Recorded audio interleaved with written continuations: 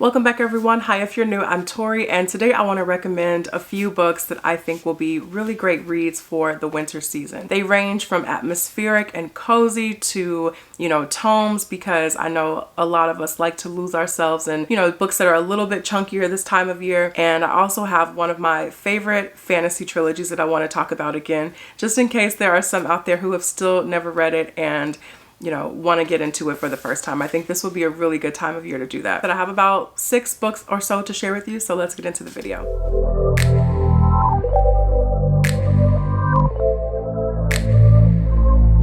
The first book I want to recommend is The Spareman by Mary Robinette Kowal. This is a pretty recent release. It just came out in October. This is my first experience with Mary Robinette Kowal. I have the Calculating Stars on my shelf, but I just haven't gotten around to it yet. So she's most known for, at least from my view, most known for her Lady Astronaut series. So I do eventually want to read the Calculating Stars, but just experiencing her writing with The Spareman for the first time, I really enjoyed it. I had a great time with this book. This is a sci-fi murder mystery. It was so entertaining, and I think it would make for a really kind of cozy mystery read for this time of year. So in this we have our main character, Tesla Crane, and she's this famous inventor. She comes from a very wealthy family, and she was recently married, and so Tesla and her husband, they are on this cruise liner that's traveling from the moon to Mars for their honeymoon. And so on the way to Mars, someone is murdered, and it really just spirals from there. Tesla's husband is arrested for this crime. Tesla herself gets wrapped up into it, even though she shouldn't. And just as the book goes on, things escalate very quickly. More people's lives become in danger because of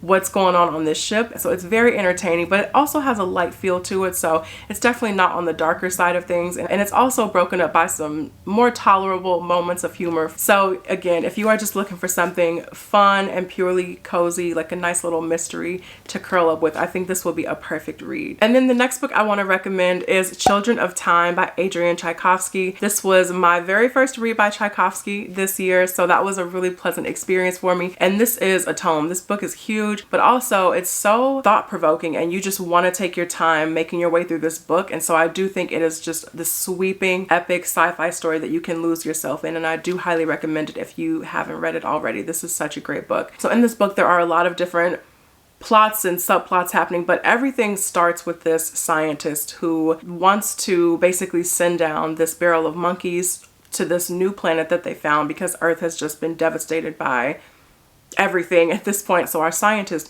she wants to send these monkeys to this planet and also send something with them that will speed up their evolution. But instead, the monkeys don't make it down there, and so instead the virus that gets down there infects spiders. And so we are following spiders evolving over centuries and growing smarter and growing more just knowledgeable about the world around them and creating real culture and language. And it is just the most fascinating thing. And then in parallel to that story, we have this last kind of generation of survivors who are still traveling through space and trying to find a new place for humanity to land. And we're following a group of humans who are on this ship and getting in and out of stasis at different points over the years, and growing more and more desperate as the book goes on, because they are unable to find, a place for humanity to put roots down and continue to survive. And so it really is this dense and thought-provoking story of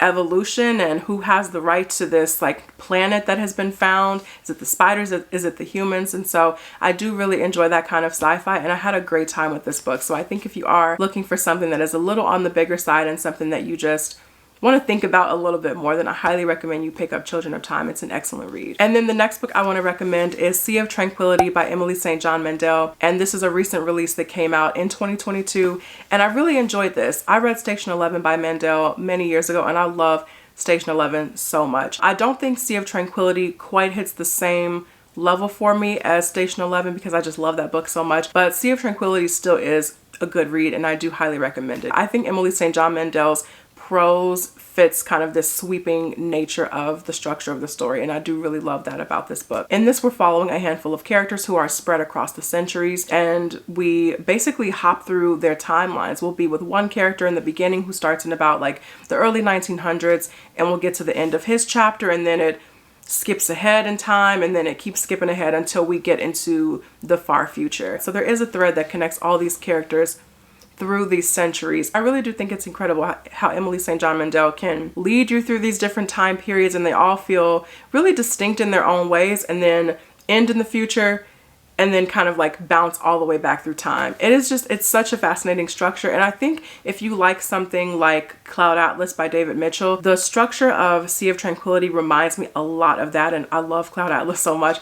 Actually, read that too. But yeah, the structure of Sea of Tranquility reminds me a lot of that. And I just think it makes for some really fascinating storytelling. And also, I didn't read The Glass Hotel, which was her previous book. But I read the synopsis after I finished Sea of Tranquility because I'm like, oh, maybe I should go back and just make my way through all of her work now. And I think I do have The Glass Hotel on my Kindle. But I didn't realize that the characters from The Glass Hotel are some of the characters that reappear in Sea of Tranquility. So I thought that was pretty interesting. And now I am very curious to go check out The Glass Hotel. So I do recommend this. And I love the prose overall. I think Emily St. John Mandel has a very calm sort of storytelling style that again works for the kind of story that she's telling. I do think there are some moments in this book where you can very obviously tell that you're supposed to have this like emotional reaction to the things that are happening, but sometimes it didn't always quite reach that level, but I could tell what Emily St. John Mandel was trying to do. We do have a character in here who's a little bit in the future, and she is a writer, and she's from, I think, like lunar colonies or something, and she is actually on Earth for her book tour. And I think she's probably one of the more interesting characters throughout the entire book, but there's something about the way that Emily St. John Mandel like writes those chapters that I feel like I cannot emotionally connect to this character as much as I want to, as much as I'm connecting to the other ones. But overall, I think this is a really good read, and I do recommend it. And then the next book I want to recommend is a book I read last year, and that is A Psalm for the Wild Built by Becky Chambers. This is just so like calm and so peaceful, and it's like a warm hug in a book. I think this is the kind of book that I read like right place, right time. And I remember the dedication in this book said, for anyone who needs a break. Just even reading the dedication before I was even into the story, like that hit me hard. And I was like, oh, here we go. But this really is just such a beautiful story, and it is told in like a classic Becky Chambers kind of way where you just feel like a little blanket has been placed around you. It's so great. But in this, we're following our main character who just really feels bogged down by life, not really sure what path they should be taking, and just not feeling fulfilled, not feeling satisfied. And so they go off in this like classic journey fashion, and they run into this robot. And in this world, a long time ago, robots, they just stopped working for humans. They said, I quit,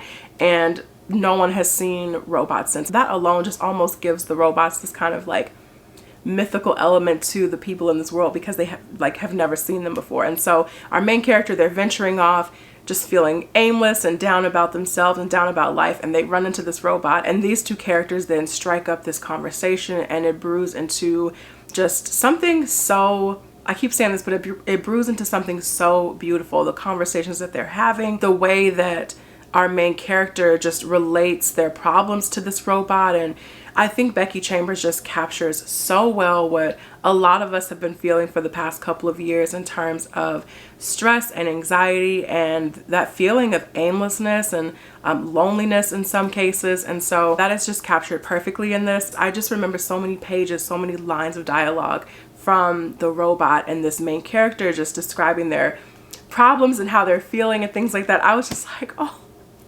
this is like, I feel it. I feel this so deeply. It really is that kind of warm, cozy story, and the dedication I think is so spot on. This book is for anybody who needs a break. So go get your coffee or your tea, hot chocolate, whatever hot beverage you prefer, get a blanket and crack open A Psalm for the Wild Built. This is probably one of my favorite recommendations on this list for this time of year. And then next on this list, I have two final recommendations, and I think both of them represent the theme of family and found family perfectly. In the winter season, especially around the holidays, you know, a lot of people tend to spend time with their families, loved ones, and then even if you come from a smaller family or you don't have any family, I think those kind of themes still resonate with a lot of us during this time of year. So the first book I want to share with you that fits that theme is Retribution Falls by Chris Wooding. I think this is such a wonderful example of found family done right in a book. We have this misfit group of characters who have these kind of more shady pasts, and then we also have our main character, Darian Frey, who is this like suave, kind of smooth talking main character. I would classify Retribution Falls as more of like a steampunk novel, steampunk fantasy, and I've heard this compared to the show Firefly quite a lot. So if you're into Firefly, then this is something that you might, you know, want to check out as well. So in this, Darian Frey and his crew, they go on this job. I read this so long ago, but they're like looting for something on this like cargo ship or this freight, and the freight explodes, everything is destroyed, and Darian's crew is blamed for this explosion, and pretty soon all of the officials in this world are like on Darian's tail, on his crew's tail. Their pasts are getting exposed. But Darian obviously knows that this has been completely rigged, and his crew was basically set up to take the fall. And so the entire book is Darian trying to uncover what exactly is going on and how in the world did he get wrapped up into the middle of it. This book is so much fun. It is great. It is full of action, but it has so much heart to it as well. And also it has that great family feel to it, which I really love throughout this book. So if you're looking for like a good found family situation to read this time of year, I think this is you can't go wrong with this. And then the last recommendation that I have is one of my favorite fantasy trilogies, fantasy stories ever, and that is the Greenbone Saga by Fonda Lee. And those books consist of Jade City, Jade War, and Jade Legacy. I love this series more than I can put into words. And the reason I'm recommending these books as good winter reads, well, first is because I love those family dynamics, those sibling relationships, and I love it this time of year. And also I read the two books. I read Jade City and I read Jade Legacy, both in the winter time. If you have not picked up the Greenbone Saga, please, please, please do yourself a favor and go read Jade City immediately. I do not know how to explain the Greenbone Saga in a couple of minutes because it's just, there's so much that I love everything about this series. In this world of the Greenbone Saga, we have people called Greenbones who train all their lives basically to be able to wear and control jade. And so in this, we're following the Call family, who are one of the main clans that basically control everything on this island nation. And so we are following the Call family, but we also have the Call family's rivals, the Mountain Clan. We never get perspective from the Mountain Clan, but throughout the entire series, you see the impact that the Mountain Clan has on the Call family. You see the moves that they're making through the Call family's eyes. It's so good. In the first book, we have our three main siblings who we're following: Hilo, Lan, and Shay. And oh my God, and just seeing this family grow and change and shift in the way that they think and the way that they do things over the course of this saga is one of the most rewarding experiences as a reader I think I've ever had. I'm doing a really poor job of explaining this series, but I'm telling you, it is amazing. Just as the story goes on and we get into book 2, the world starts expanding, the political intrigue starts expanding, the way that the Call family behaves and moves in different parts of the world.